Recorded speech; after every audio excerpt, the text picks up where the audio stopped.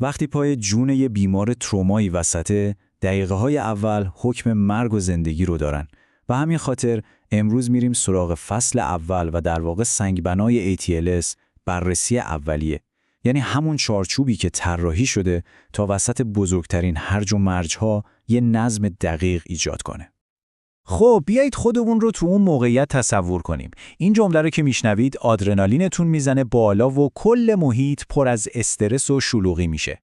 نکته کلیدی دقیقاً همینه که اون هرج و مرج رو به یه سری اقدامات آروم و متمرکز تبدیل کنیم. اما خب وقتی هر ثانیه مهمه چطور میشه این کار رو کرد؟ راه حلش یه رویکرد سیستماتیک و جهانیه. یه روشی که همه اعضای تیم تروما اون رو مثل کف دستشون بلدن و باعث میشه وسط اون همه آشفتگی یه زبان مشترک و یه نظم مشخص به وجود بیاد. اسم این ابزار هست بررسی اولیه. ولی بهش به چشم یه چکلیست خشک و خالی نگاه نکنید. در واقع این یه راه نجاته.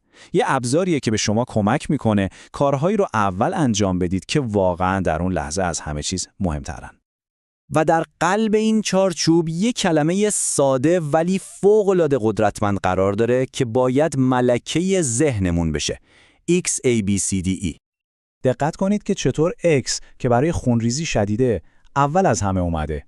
این یه تغییر خیلی کلیدی تو ویرایش‌های جدیده. چرا؟ چون یه بیمار با راه هوایی باز هم میتونه خیلی سریع به خاطر خونریزی شدید جلوی چشمتون از دست بره.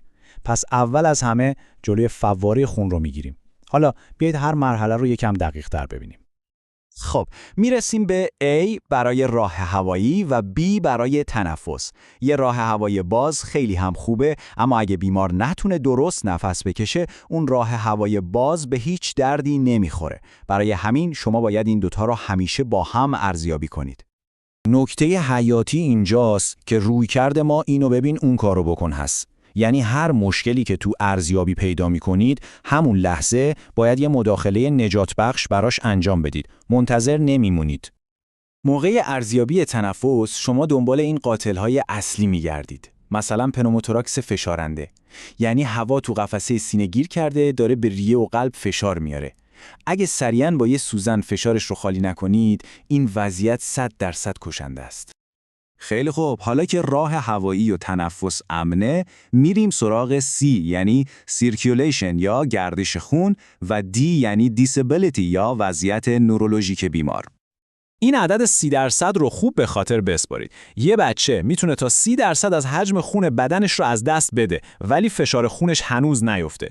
این یعنی تپش قلب و پوست رنگ پریده و سرد خیلی زودتر از افت فشار خون به شما میگن که بیمار داره وارد شوک میشه.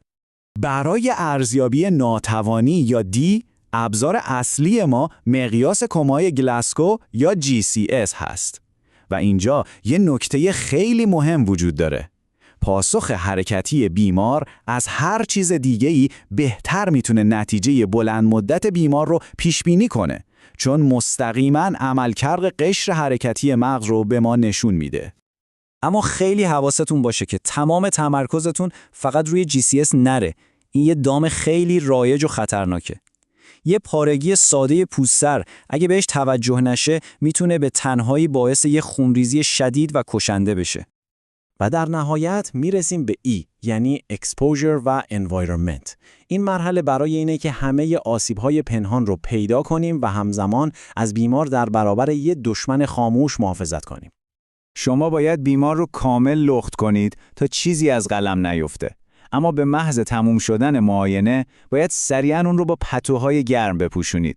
چون هیپوترمی یا سرمازدگی میتونه خونریزی رو خیلی بدتر کنه و کل پاسخ بیمار به درمان رو مختل کنه.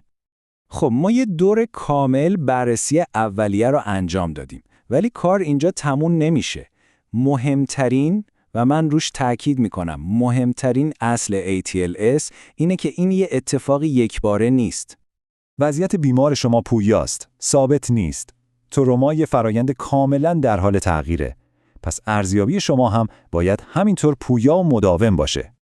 هر لحظه که وضعیت بیمار بدتر شد، شما دوباره از اول شروع می‌کنید. از X. و برمیگردید سراغ A. و دوباره B رو چک میکنید. و همینطور C، D و E. این چرخه بیوقفه ارزیابی مجدده که واقعاً و در عمل جون بیمارها رو نجات میده.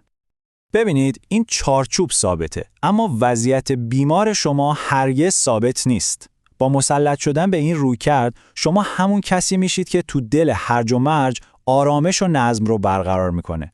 همه چیز به آمادگی، تمرین و این نظم ذهنی بستگی داره که همیشه باید ارزیابی مجدد کنید.